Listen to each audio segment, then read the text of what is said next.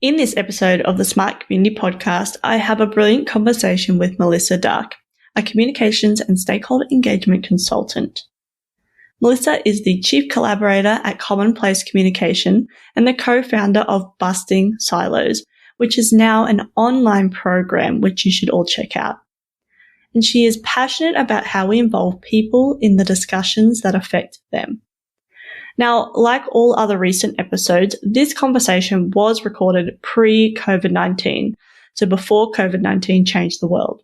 However, I think it's fair to say that communications and stakeholder engagement has only gotten more important since then.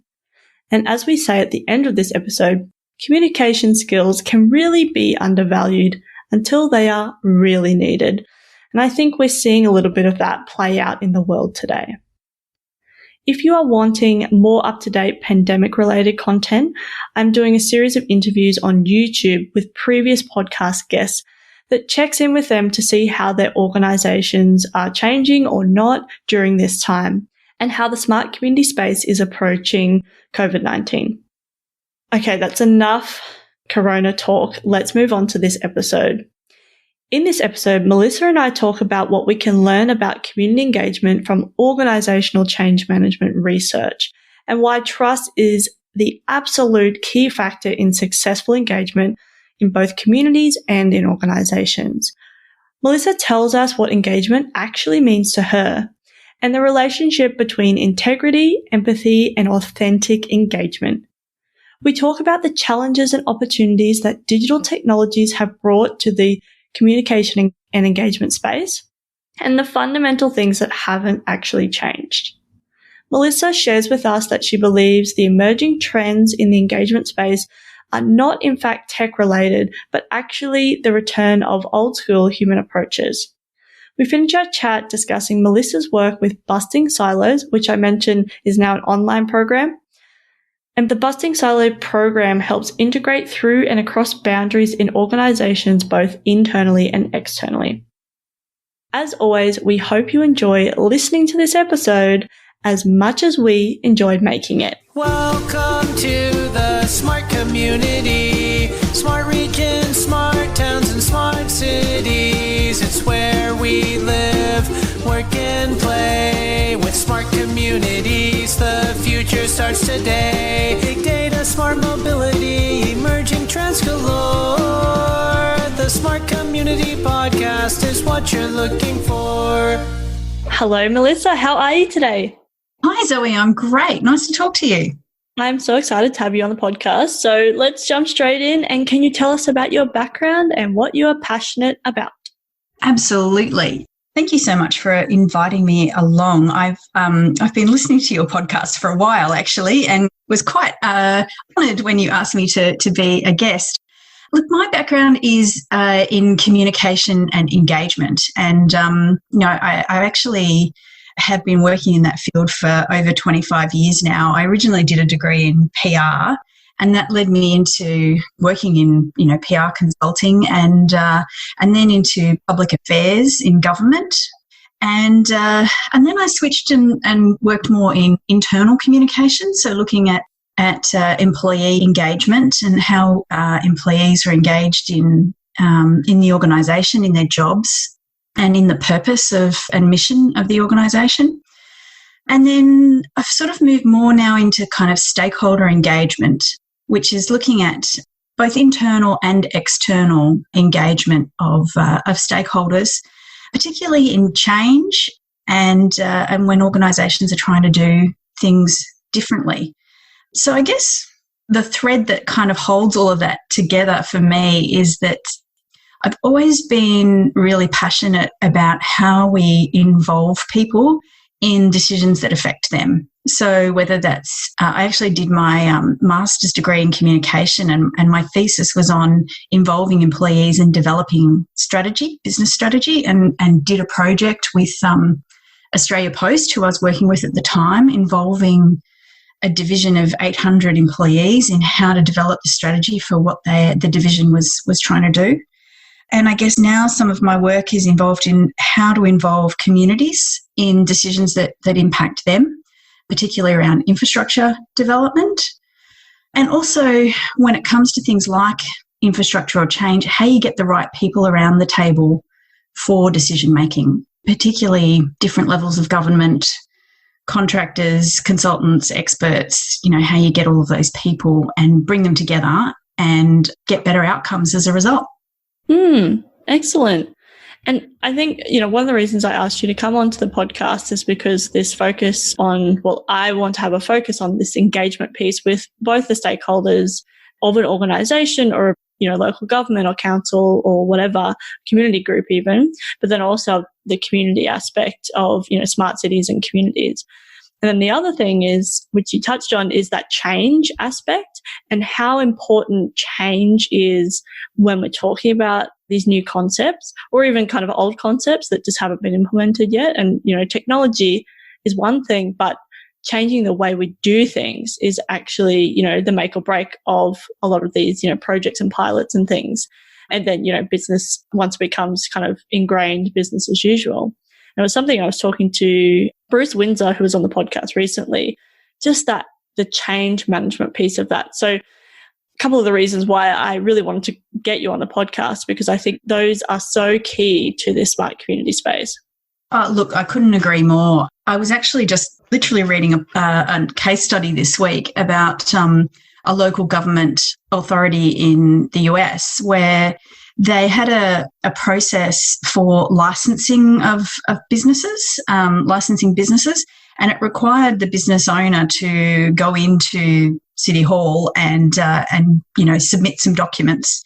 And they'd come up with the idea of automating it, and they were going to, have a portal to kind of change this whole process. And they got most of the way through developing it. And then they went and spoke to a few business owners to test the prototype. And the business owner said, actually, no, we don't really mind going into City Hall. That's fine. Actually, the challenge for us is in providing the documents that you need. And so all we need is the document to be able to be downloaded so that we can fill it in and attach the things we need to attach so that when we bring it in, it's all complete.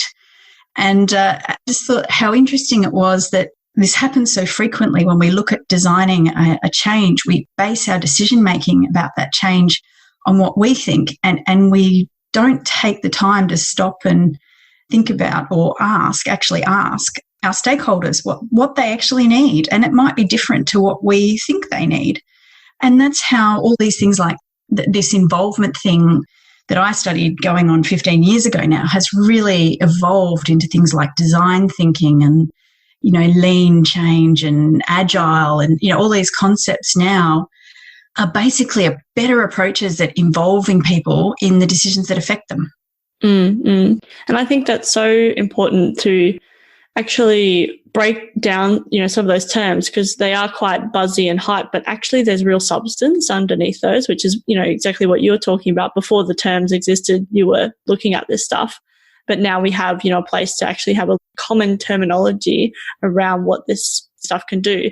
And I've seen the magic of doing design thinking and workshops with local government and coming up with concepts that us individually, like a consultant in a government or people working on the projects individually, if they just kind of worked on them in silos, they wouldn't be able to come up with this process. But the way that we were able to co-create it essentially and go back and forth and actually have a process where it was very easy to engage with it because, we had a facilitator who was brilliant. And we then came up with this process that we both agreed on, and that for the local government is actually really new, really innovative, but we're doing it in a way that it will really work for them. Because a lot of the time, you can have these big utopian ideas about what smart cities is or what engagement's going to look like or whatever, but you need to really bring it back to the reality of what people are doing now, but then realizing that we can change. But the only way you can do that is involving them, working out what those pain points are. And if you're not solving those pain points, if you're just creating more pain points, then that change management process is going to be very, very difficult. But then a lot of the time, sometimes there's not even that change management process or that, the plan or whatever, that's not even executed in a way that's actually useful. So there's so many of those pieces that people talk a lot about, what the technology can enable and do, but actually there's a whole bunch of humans that need to change the way they're doing things. And hopefully for the better. It'll take time, obviously, to kind of move in that direction. But having somebody to support and engage that process, I think, is so key in this space, and something we need to, I guess, talk about and involve ourselves more in.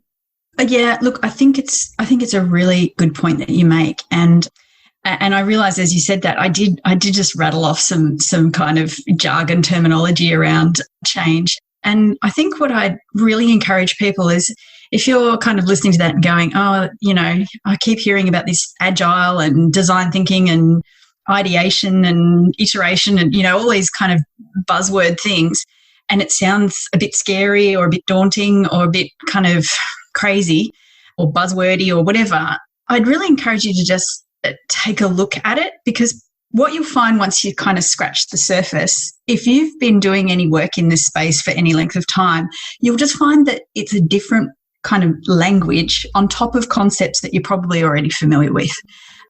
Design thinking is a great process that really steps out basically how you go about working out what someone really needs, a product or a solution or a piece of advice or whatever, to work for them, and ways to ensure that you stay true to that purpose as you go through the process of creating it. And it's really, not necessarily much more complicated than that. Agile is something that came out of Silicon Valley, and it's really mostly, traditionally about software development. The process of it is, the principles of it, are really applicable to a lot of different things, because, again, it's about perhaps having more of a people-centric approach than traditional project management. The other thing that your comment made me just think about is, one of the things that I've been really interested in myself is, there's been a lot of work done in the change management space in organisations and how we manage change in organisations. There's a lot of thinking and theory and research in that space, and there's been some really good work done. And what I think the opportunity for us is in applying some of that work into how we conduct change in a broader sense and in communities and in the public realm. So I think the management of change, it's not exactly the same, but I think there are some really good lessons for how change has been done well and badly in organisations that we can really apply to how we do change in communities. Yeah, I totally agree. And I think that's one of the key points is that, and someone, I can't remember who on the podcast, was talking about looking at a company as system of systems and doing change management and all this type of those things. Those principles then can be applied to when we're talking about a city or a region or a community, because essentially it's actually, it's much more complex. It's, the tapestry, but the systems of systems is there. And then we need to treat that as carefully as we would change management in a large company as well.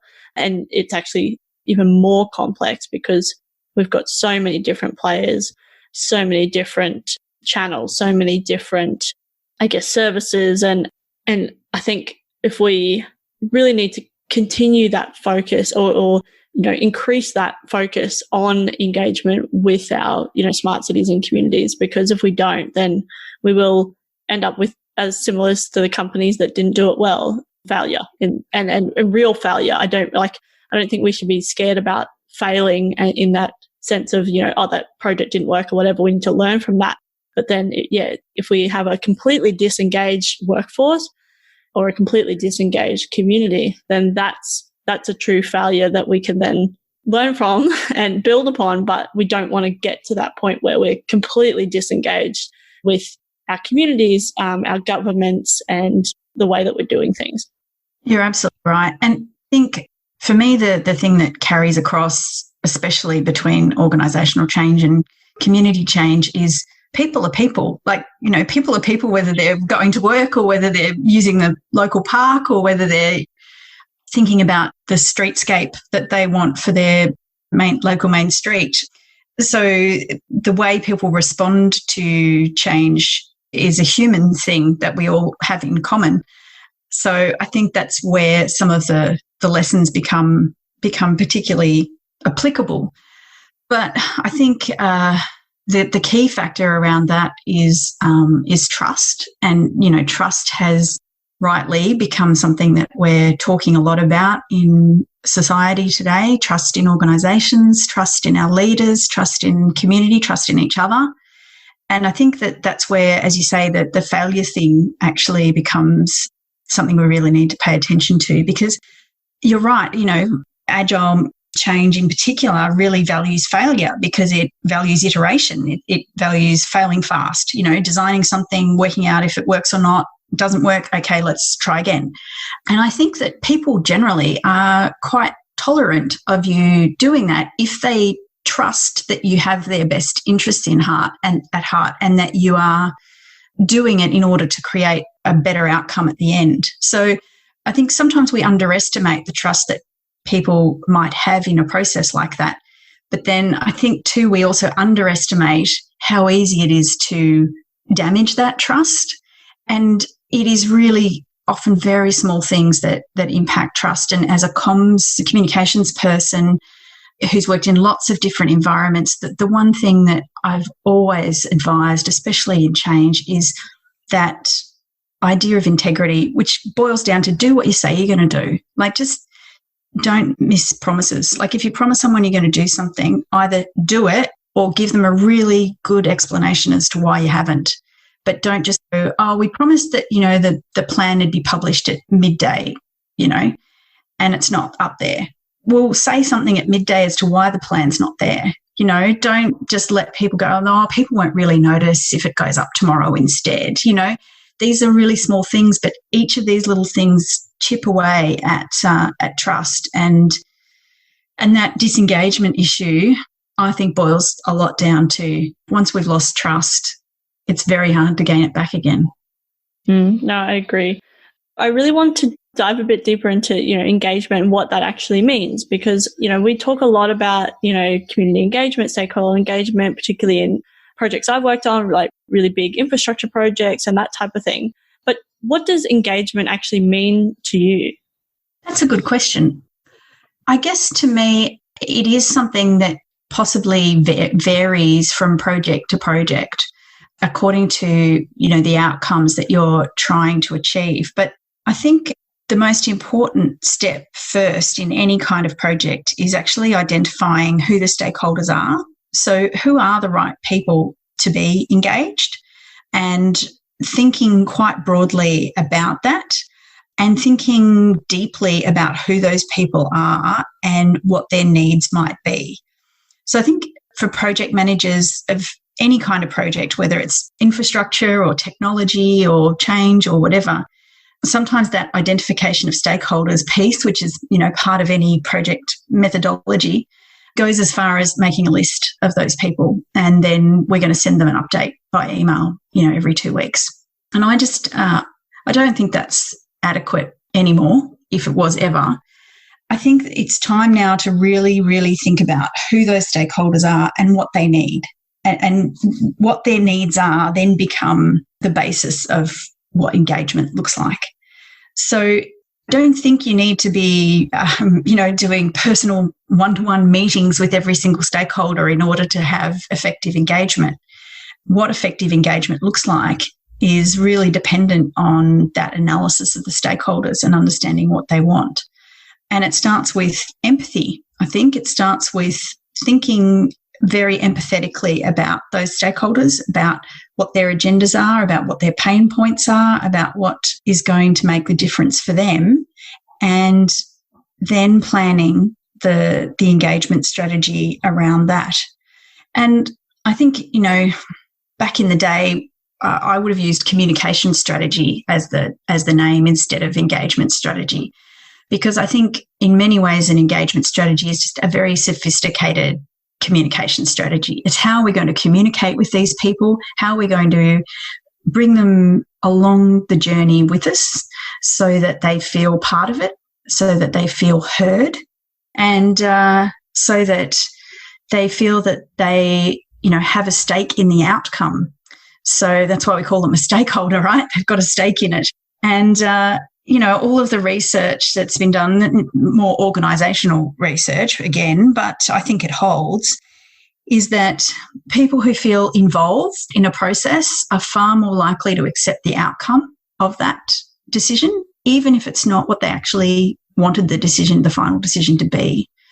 So just making people part of the journey, including them, making sure that they authentically feel heard, is going to just do so much more for you in terms of getting acceptance of the outcome at the end. I will kind of caveat that by saying that, it does have to be authentic. You can't just kind of do a process and go, oh, well, as long as I involve people, they'll be okay with the outcome. That's not necessarily true.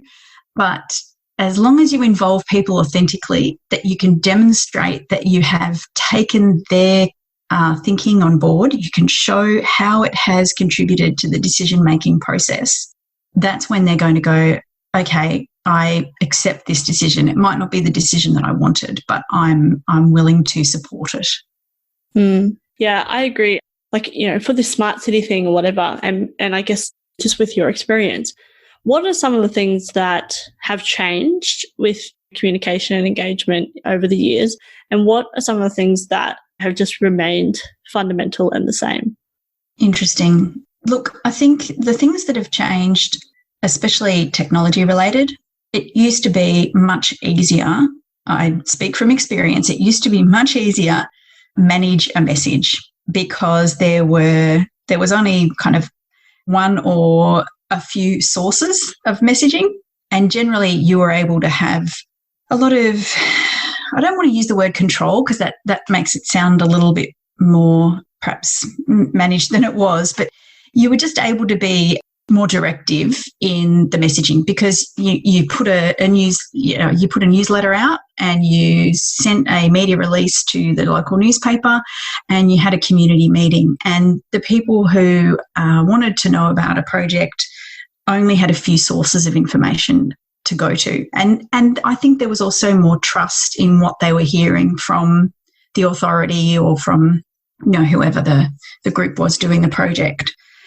So I think that I don't believe that sort of the discussion, the debate, the questioning wasn't happening. It was happening. It was just we weren't part of it because it was happening when people went back to their homes or when they met at the pub or, when they talked in their Lions Club meeting or whatever it was. Nowadays with technology, with social media in particular, those conversations are very public, and that increases risk in a number of ways because it means that disinformation can spread really quickly and easily, just as easily as the correct information. And it puts a lot more pressure on the speed at which you need to respond to things and the frequency at which you need to communicate. So that, I think, for comms people and change people has been, well, for me in particular, that's really the main change that I've noticed is that you have to be, it used to be, I think, I heard somebody describe it like this, that as a communications person, you used to be like in charge of, you were like a Rupert Murdoch, right? You had this media empire and it consisted of our newspaper, the local newspaper, the local radio station, your newsletter that you sent out, and maybe your phone number, your 1-800 number that people called.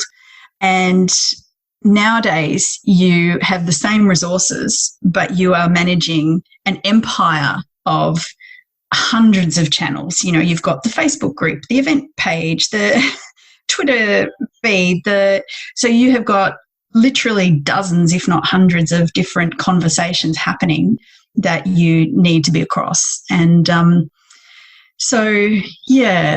I think is the real challenge that's been created through particularly in communication. And I think that's where, trust and people's faith in the official channels of communication has started to erode because, people haven't been quick enough to respond to that and to have the courage as well to dive in and have these communications, these conversations where they're happening. You know, we want to sit back and it's got to go through 5 sets of approvals before you can put it out. Meanwhile, the community's already had the conversation, made the decision, and they hate you, you know. And then 2 days later, you come back and go, actually, no, that's not what we're doing, you know. So that's been a real change. Things that have stayed the same, look, I think people are still people. I think those sorts of conversations have always happened. And so one of the positive sides of that change in technology has been that we now can get involved in those conversations where they were happening around the water cooler, where we couldn't be there to kind of provide advice or to listen and hear what people wanted. You know, it's a very, very valuable listening tool as well. It's not just about, you know, telling people what's going on. It's about listening to what they want. So, yeah, I think the fundamentals of communication around knowing who your audience is, making sure that the messages that you create resonate and comprehensible and valuable to them, that's still absolutely the same and necessary. And what do you think the emerging trends are, I guess, in engagement or, you know, technology or smart things, whatever you want? What do you think the emerging trends are that people aren't talking about enough? Look, I actually think at the moment it's a little bit back to the future. I think that, you know, there are a lot of digital tools. I'm talking specifically about community engagement here. There are a lot of digital tools available, and some of them are fantastic. Don't get me wrong. They're really great ways of engaging with people. But I think too, you know, some of the tried and tested things like an actual mail out that gets in people's mailboxes, town hall meetings, posters, advertising, outdoor advertising, some of this sort of stuff is still, it's getting cut through now because it's less common. Like, you know, actually getting a personally addressed letter in the mail is, it used to be that it was just one of 10 things that turned up in your mailbox and you just didn't bother even opening the envelope. Now, if you get a personally addressed letter, like, that's pretty special. That doesn't happen very often. So I think some of that sort of technique is having some cut through. I think the trends in design thinking and agile and some of that stuff we talked about earlier, none of that's going away that I can see. I think that is definitely just getting stronger. And, this need to be agile with a lowercase a, like just the verb, being agile, that's not going away. We're going to need to just continue to always be able to be quicker and more nimble in how we respond to things changing and to our stakeholders, whether they're internal or external. So, yeah, I think if I was making some predictions for people in looking at engagement with stakeholders, whether they're internal or external, I'd suggest don't throw the baby out with the bathwater when it comes to some of the new toys that there are to play with.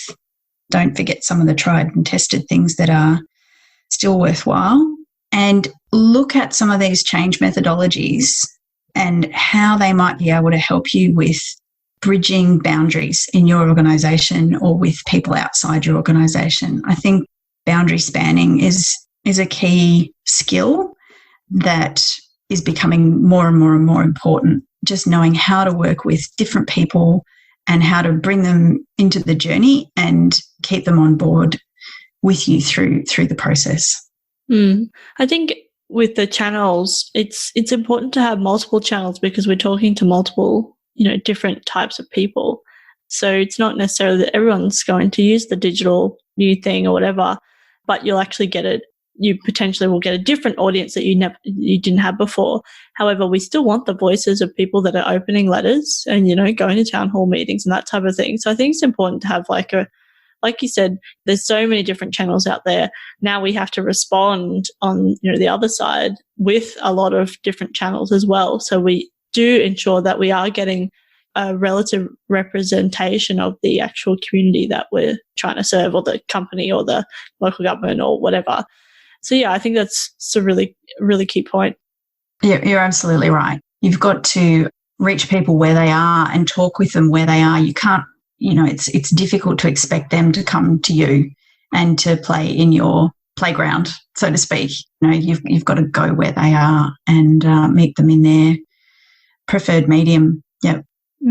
I really enjoyed our conversation, Melissa. Thank you so much for coming onto the podcast.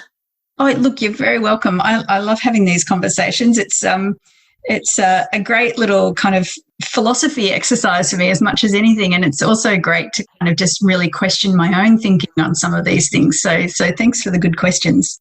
No worries. Well, I just have one last question. Sure. How can people connect with you? Right. Well, there's probably two websites that are the best place to get me. My company is called Commonplace Communication, and its website is commonplacecommunication.com. I'm also co-founder of Busting Silos, which is on bustingsilos.com.au. That's a training program to break down organisational boundaries internally and externally. And you can usually find me on LinkedIn. That's probably the best social media channel. I'm on a few of the others as well, but LinkedIn's the one that I tend to frequent the most consistently. So happy to hear from anyone who might be listening who's interested in getting in touch there. Yeah, no, LinkedIn's my jam as well. I was just thinking about your Busting Silos concept, and I didn't ask you the question about integrating across disciplines and governments and industries. So I'm wondering if you could just kind of talk about Busting Silos and some of the things that you consider when you're doing that type of work. Oh, sure, absolutely. Look, the idea for Busting Silos actually came from some work I was doing in a state government department that was really heavily reliant on cooperation between that state, multiple state government departments, a local government authority, a private contractor company, and some service, emergency services, a few other kind of organisations. And the success of this project was utterly dependent on those people all singing from the same hymn book, so to speak. And I'm sure this is not an uncommon scenario for many of the people who are listening to you. And I just found it surprising how tricky it was to work with some of these different groups, even though we all had a similar, we were all working towards the same kind of outcome.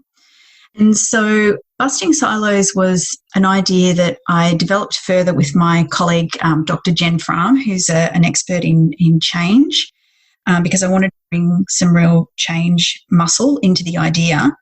And it's designed to give people the skills to try to work through and across boundaries in organisations, whether that's internally, so whether they have to work with other parts of their organisation, or externally, if they have to work with, say, a different government authority or a different company or a different pub group of in the community, a community group or a public group.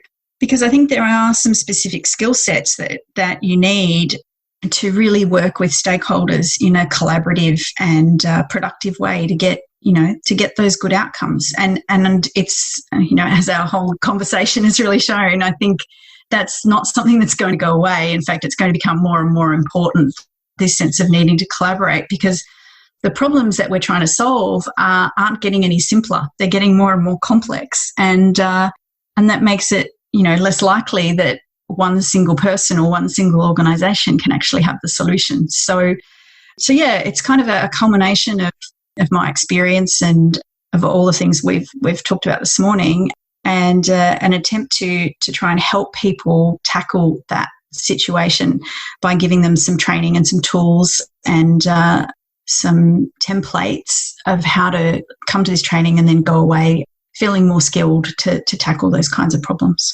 No, it's so true. And I love what you said about, the problems we're trying to solve aren't becoming simpler, they're becoming more complex, which means it's less likely that just a single organisation or a single person is actually going to be able to solve these things. I think that's so true in the smart city, smart community space, just in the future in general or now. And also that engagement piece, I think, is an undervalued skill until it's not, until you actually go, oh, we have to dig ourselves out of here, or you come across someone who is just brilliant at facilitation or engagement, and you just go, wow, that this is how this works. And I've become more and more, I guess, involved in that piece as well, but then also appreciating what good facilitation and engagement can actually do, and that the outcome is not yet determined until we go on that journey of engagement and facilitation. Look, I think I could have a whole other podcast with you about when is the right time and how you get it. Because, look, I absolutely agree. One of the main issues with engagement, both internal and external, is that it doesn't happen at the right place at the right time in the progression of a project.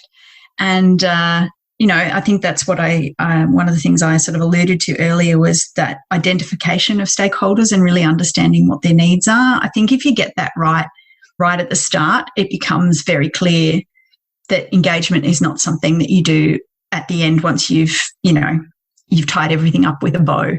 It's something that must happen. And that's where all of those other concepts we were talking about, like design thinking and agile, come into play. Well, cool. Well, thanks so much again for coming onto the podcast. I really appreciate it. And I look forward to seeing you again soon, maybe for lunch. That sounds great. Thanks, Zoe.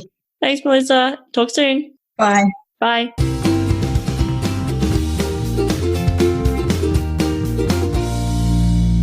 The Smart Community podcast is brought to you by My Smart Community. If you're looking for support in podcast strategy and production, workshop design and facilitation, or communication and media advisory, get in touch. Email hello@mysmart.community or head to www.mysmart.community.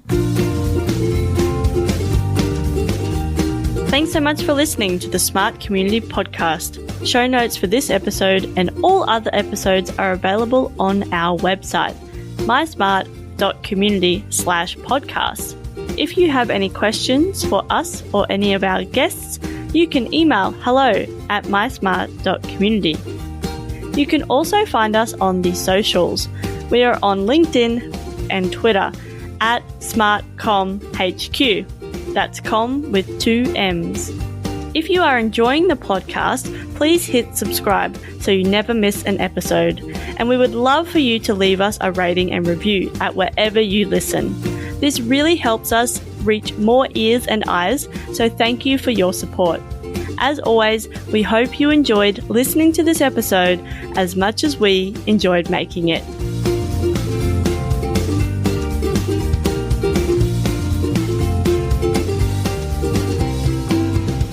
The Smart Community Podcast is what you're looking for.